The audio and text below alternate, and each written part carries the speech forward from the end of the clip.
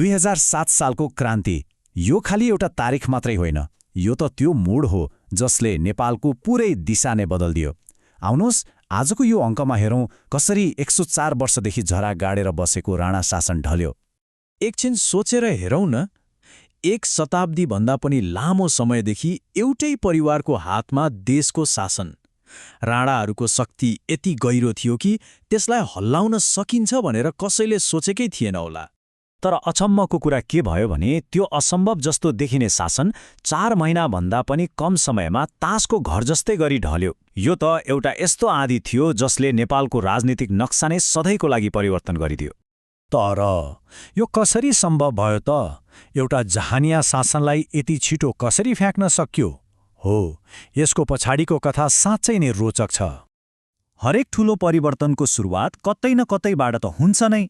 2007 सालको क्रान्तिको बिउ रोपिएको थियो दुई बिल्कुलै फरक विचारधारा भएका समूहहरूको एउटा अचम्मको गठबन्धनबाट। क्रान्तिको मैदानमा दुई फरक शक्तिहरू एक भएका थिए। एकातिर थिए बीपी कोइराला, जसको नेपाली राष्ट्रिय कांग्रेससँग थियो जनताको शक्ति र परिवर्तनको एउटा स्पष्ट सपना, अनि अर्कोतिर थिए सुवर्ण शमशेर, जो आफै राणा परिवारका भए पनि प्रजातन्त्रका लागि लडिरहेका थिए। उनको नेपाल प्रजातन्त्र कांग्रेससँग थियो पैसा र सशस्त्र सङ्घर्ष गर्नुपर्छ भन्ने सोच। यी दुई शक्तिहरूलाई एक बनाउने एउटै शर्त थियो, अहिंसाको बाटो छोड्ने र राणाहरू विरुद्ध हतियार उठाउने। हो, यही निर्णयले क्रान्तिको लागि बलियो जग तयार गर्यो।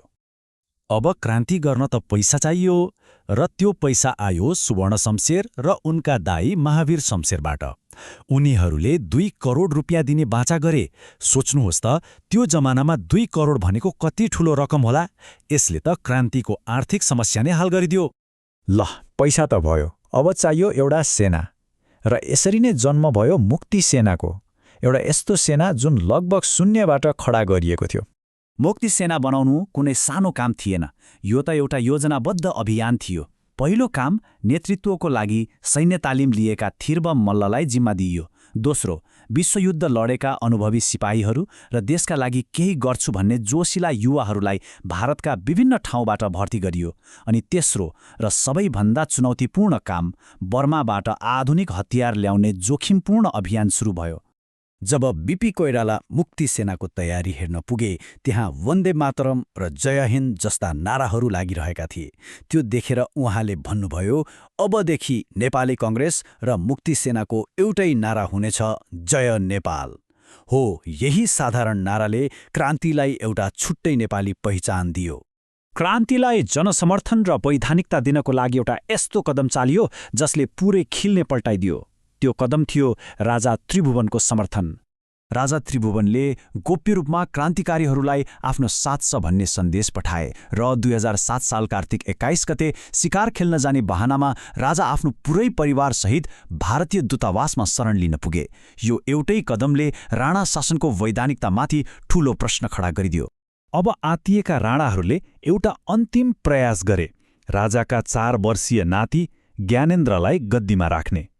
तर यो हतारको निर्णय उनीहरूकै लागि घातक साबित भयो। संसारको कुनै पनि देशले यो कदमलाई मान्यता दिएन र राणाहरू झन एक्लो भए। राजा दरबारबाट बाहिरिएपछि देशव्यापी क्रान्तिको घोषणा गर्न अब कुनै बाधा रहेन। देश अब खुल्ला युद्धमा होमियो। घटनाहरू एकदमै छिटो अघि बढे। कार्तिक 21 गते राजा दूतावास पसे। त्यही दिन कांग्रेसले क्रान्तिको घोषणा गर्यो। कार्तिक 26 गते मुक्ति सेनाले देशैभरि एकसाथ आक्रमण सुरु गर्यो र त्यसको भोलिपल्टै कार्तिक 27 गते महत्त्वपूर्ण सहर वीरगञ्ज राणा शासनबाट मुक्त भयो।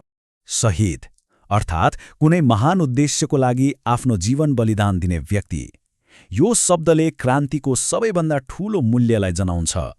तर दुःखको कुरा, वीरगञ्ज विजयको उत्सव मनाइरहँदा मुक्ति सेनाका योजनाकार तिनै थिरबन मल्लको हत्या भयो। उनी यो क्रान्तिका प्रथम शहीद बने जसले यो सङ्घर्ष कति गम्भीर थियो भन्ने कुरा प्रष्ट देखायो।